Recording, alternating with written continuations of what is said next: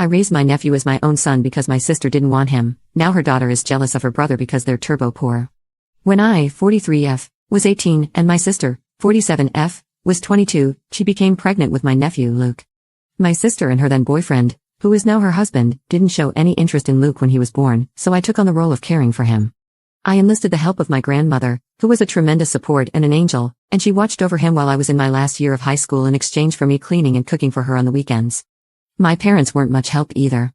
They would give me about $100 a month for Luke, and if you have a kid, then you know it's not much, so my grandmother and I were the only ones taking care of him. A year after I graduated from high school, I was kicked out with my nephew because my parents, sister, and her husband didn't want to deal with us anymore. My sister said she wished she had never given birth to him. I immediately went to my grandmother, and we visited a family law attorney. I obtained custody of him, and my sister and her husband signed their rights to me, so I will be calling Luke my son instead of my nephew.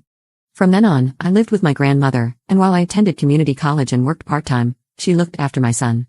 It was a lot of work, especially when my grandmother passed away when Luke was 6. In her will, my grandmother left 90% of her things to me. This event prompted my parents and sister to reach out to me under false pretenses to reconnect and meet my son. However, the reunion didn't last long, and I made it clear to them that they could either behave appropriately or never see us again. My dad chose to genuinely reconnect with my son and me, and now we're close. On the other hand, my mom and I don't talk much, but she treats Luke kindly. When Luke was 8, both my sister and I became pregnant.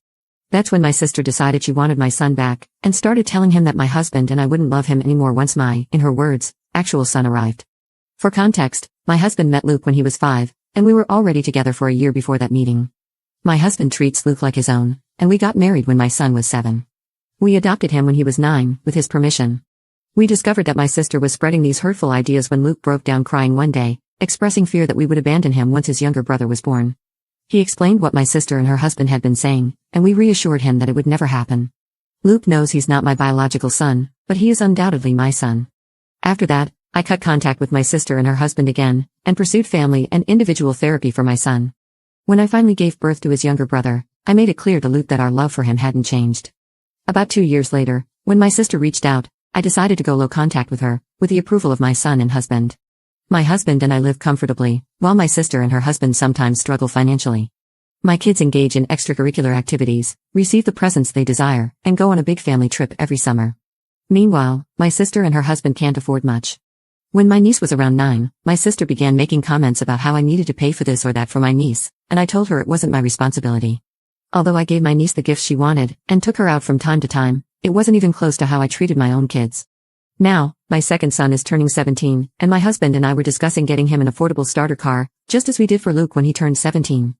Simultaneously, my niece is also turning 17, and apparently, my sister told her she would get her a car.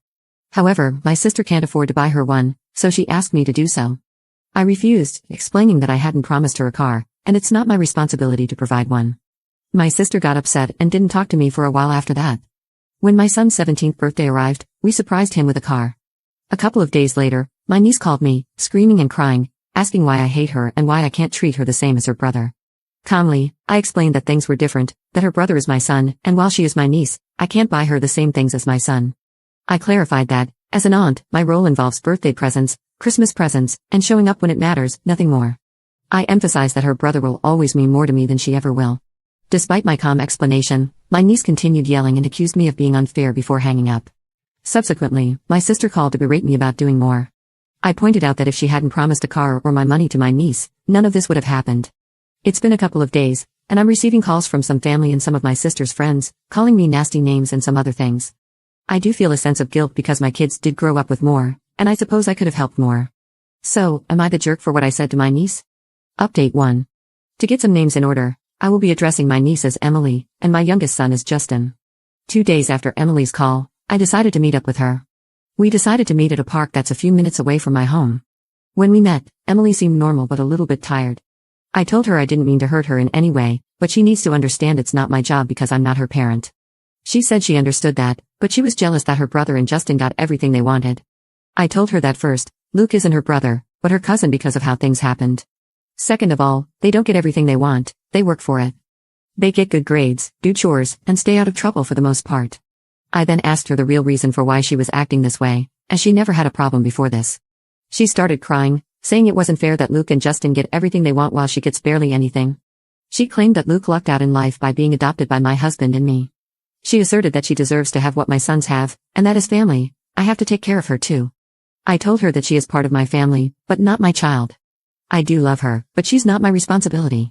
I then asked her why she feels so strongly about it. She said that even though her parents take good care of her, she feels like she's just an obligation to them. When she sees how Luke and Justin were raised, she gets jealous because, in her eyes, we don't view the boys as an obligation. According to her, we are a family that's always together, always works through problems, and helps each other. Even though I stayed in her life and took her out with my family, she always felt jealous that she had to be the one to leave. She felt second place and believed that since I took in Luke, I should take her in with no problem. I told her that while I understand her feelings, I'm not going to treat her as my kid. I didn't raise her, but I do love her. It's her parents' job to get her a car or to help her get one. She got more upset, saying that I clearly don't care about her, and she left. I texted her, saying that I do care for her, but I'm not her mom, and it's not my job. After I got home, my husband and I talked, and we decided to call my sister. I told her that my family and I are going full no contact. My sister then asked about how I'm going to get in contact with Emily. I told her Emily is almost an adult, she can contact me if she wants. She then asked me if I was going to get Emily a car.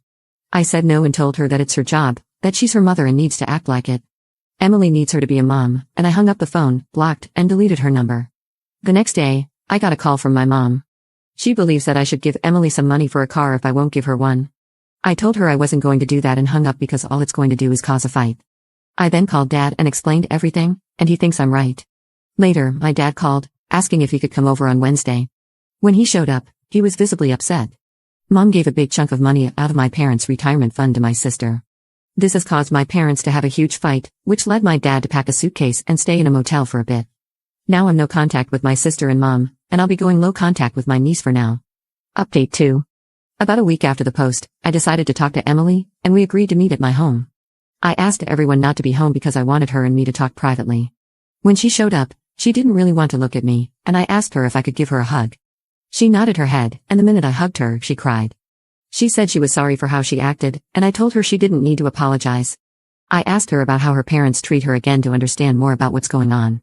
She told me that her dad treats her well and tries to spend time with her, but he's busy because he works 2 jobs. While my sister is home more, she usually just keeps to herself, and doesn't really like to be bugged. I then asked her if she feels like she's been neglected. She said no, just sometimes they don't have family time that much because her parents argue a lot, especially about money. Sometimes her mom does make her feel like an obligation, but she knows that they do love her. I brought up her referring to Luke as her brother, and asked if she truly felt that way about him. She explained that she sees him as a cousin but thought that if she played the brother card, I might feel inclined to help her. So I asked her if she knew how I ended up adopting Luke, and she confirmed that she knew, and that her dad had explained what happened. Apparently, my sister sugarcoated it, whereas her dad told her the blunt truth, the complete truth. I then asked her if she would like to spend a fun day out with me on Saturdays. She got excited and expressed that she would really like that. So, that weekend, we visited a restaurant she had been wanting to try, had a good time, and then went to a bookstore because she loves to read, and I bought her a couple of books that she wanted. When Emily and I were supposed to have our second weekend out, I had to cancel because Justin ended up in the hospital. While at football practice, he got tackled, which knocked the wind out of him and caused a bad asthma attack. This happened on a Friday, and Justin stayed at the hospital until Sunday. Emily and I were supposed to go out on Saturday, and that morning I called her and told her I had to cancel. Before I could tell her why, she started yelling at me, saying I never cared about her and hung up the phone. I tried calling her back, but it went straight to voicemail. Then I sent her a text saying that I didn't mean to hurt her, but Justin was in the hospital, and that we can have our day next weekend, but I never heard back from her. 2 days ago, my family and I were out for a family night when my neighbors called, saying that they called the cops because someone was vandalizing one of our cars. When we got home, the cops were there, and it was Justin's car. The car had scratches, little dents, paint, and there were 2 broken windows. My husband and I checked our security footage, and you could clearly see Emily and someone else vandalizing the car. My husband gave the video copy to the police, and Emily and her friend got arrested the next morning. My sister and mom came to my house, screaming that I was ruining my niece's life, and if I loved her, I would drop the charges. My husband is adamant that we don't drop the charges, and Justin and Luke agree with my husband, so that's where we stand now.